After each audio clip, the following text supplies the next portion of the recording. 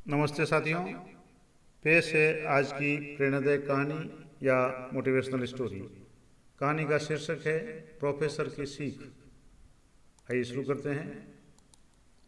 Professor साहब बड़े दिनों बाद आज शाम को घर लौटते वक्त अपने दोस्त से मिलने उसकी दुकान पर गए। इतने दिनों बाद मिल रहे दोस्तों का उत्साह देखने लायक था। दोनों ने एक दूसरे को गले लगाया और बैठकर गप्पे मारने लगे। चाय वाय पीने के कुछ देर बाद प्रोफेसर बोले, यार एक बात बताओ, पहले जब भी आता था तो तुम्हारी दुकान पे ग्राहकों की भीड़ लगी रहती थी और हम बड़ी मुश्किल से बात कर पाते थे, लेकिन आज बस इक्का दुक्का ग्राहक ही दिखाई दे रहे हैं और तेरा स्टाफ भी पहले से कम हो गया है। दोस्त मजाकिया लहजे में बोला, अरे कुछ नहीं, हम इस मार्केट के पुराने खिलाड़ी हैं। आज धंधा ढीला है, कल फिर जोड़ पकड़ लेगा। इस पर प्रोफेसर साहब कुछ गंभीर होते हुए बोले, देख भाई, चीज़ों को इतना हल्के में मत लो। मैं देख रहा हूँ कि इसी रोड पर कपड़े की 3-4 और दुकानें खुल गई है। कंपटीशन बहुत बढ़ गया है। और ऊपर से ये कहते हुए प्रोफेसर साहब चुप हो गए। प्रोफेसर साहब अपनी बात पूरी करते हैं उससे पहले ही दोस्त उनकी बात काटते हुए बोला, अरे ये दुकानें आती जाती रहती हैं, इनसे कुछ फर्क नहीं पड़ता। प्रोफेसर साहब कॉलेज टाइम से ही अपने दोस्त को जानते थे और वे समझ गए कि ऐसे समझाने पर उसकी बात ये नहीं समझेगा, उसको कुछ अलग तरीके से समझाना पड़ेगा। इसलिए उन्होंने इसके बाद आने वाले अगले रविवार की छुट्टी के दिन अपने दोस्त को चाय पे बुलाया, अपने घर बुलाया। दोस्त तय समय पर उनके घर पहुंच गया। कुछ गपशप के बाद प्रोफेसर साहब ने उसे अपने घर में बनी एक प्राइवेट लैब में ले गए और बोले, देख यार, आज मैं तुझे एक बड़ा ही इंटरेस्टिंग एक्सपेरिमेंट दिखाता हूँ, एक प्रयोग दिखाता हूँ। प्रोफेसर साहब ने एक जार में गर्म पानी लिया और उसमें एक मेंढक डाल दिया। पानी के संपर्क में आते ही मेंढक खतरा भांप गया और कूदकर बाहर भाग गया।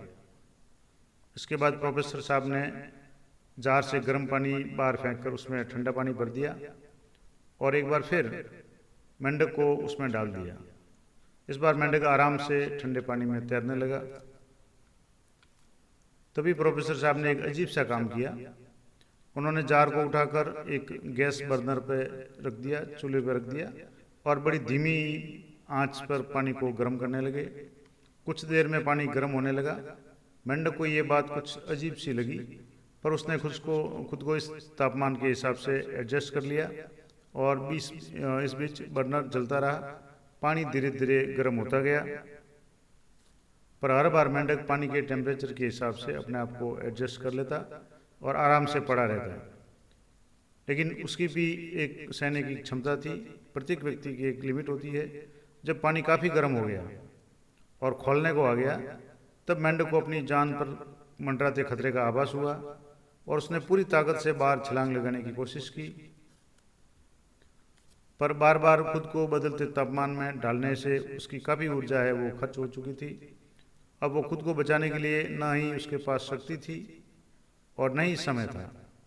देखते देखते पानी उबलने लगा और उस मेंढक की गर्म पानी से मौत हो गई।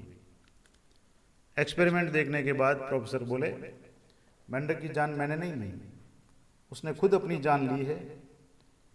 अगर वो बिगड़ते हुए माहौल में बार बार खुद को एडजस्ट नहीं करता, बल्कि उससे बचने का कुछ उपाय सोचता, तो वो आसानी से अपनी जान बचा सकता था।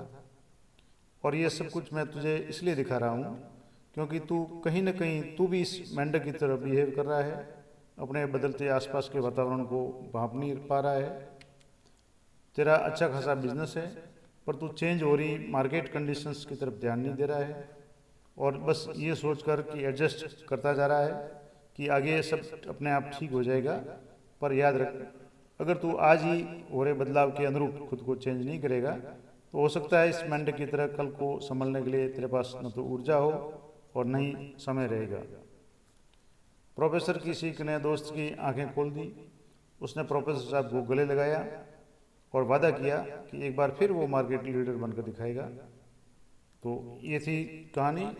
इस कहानी से सीख मिलती है कि दोस्तों, प्रोफेसर साहब के उस दोस्त की तरह बहुत से लोग अपने आसपास हो रहे बदलाव की तरफ ध्यान नहीं देते लोग जिन कौशलों या योग्यताओं के आधार के कारण जॉब में या किसी भी कार्य को चुन लिए जाते हैं, बस उसी पे अटके रहते हैं, अपने आप को अपडेट नहीं कर पाते, खुद को अपडेट नहीं करते। और जब संस्था या कंपनी में कोई मंदी या नुकसान होता है तो सबसे पहले उन्हीं लोगों को निकाला जाता है जो अपडेट नहीं होते। जो लोग जिस ढर्रे पर 10 साल पहले कार्य या व्यापार कर रहे होते हैं, बस उसी को पकड़ कर बैठे रहते हैं। वो देखते देखते नए खिलाड़ी सारे मार्केट पे कब्जा कर लेते हैं और वो पीछे रह जाते हैं।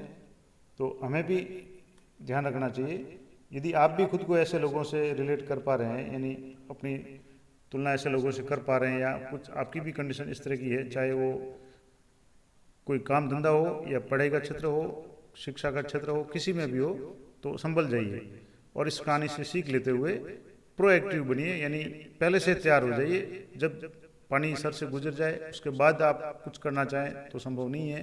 जैसे मेंढक पानी बहुत ज़्यादा गर्म होने के बाद में वो बाहर नहीं कूद पाया, लेकिन शुरुआत में ही अगर बाहर कूद गया होता तो अपनी जान बचा लेता। और आसपास हो रहे बदलावों के प्रति सतर्क रहिए ताकि बदलाव की बड़ी से बड़ी आंधी में भी आपकी जड़ों को हिला नहीं पाए। तो ये थी आज की प्रेरणादायक कहानी आपको कैसे लगी कमेंट जरूर करें, और इसी तरह की प्रेरणादायक कहानियों के लिए चैनल पे बने रहें। इस चैनल पे काफ़ी सारी बड़ी मात्रा में जो कहानियाँ हैं मैंने अपलोड की हुई है, लगातार कर रहा हूँ। आपका क्या उसमें रिस्पॉन्स है वो आप ज़रूर बताएं। मिलते हैं अगली कहानी में, तब तक जय हिंद, जय भारत।